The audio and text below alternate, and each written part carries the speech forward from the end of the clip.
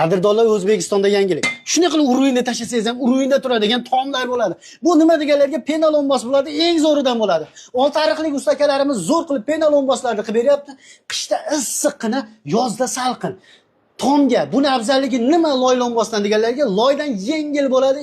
10 baravar, 20 baravar yengil bo'ladi. Mana endi yupqa to'sinlar tashlasangiz ham nagruzka tushmaydi. Yorilib ketmaydi, sichqon kalamush, qurt-qumursqa bo'lmaydi. Nimaga deganlarga o'ziga yarasha buni ichida ximiyaviy narsalari bor, yorilib tirishini bermaydi qadrdonlar.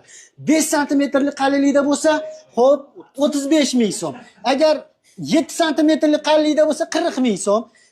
Undan tashqari 10 santimetrlik qalinlikda bo'lsin aka, qalin bo'lsin deganlarga 45 ming so'mdan qilib berishaverar ekan. Bu mana bu nima deydi?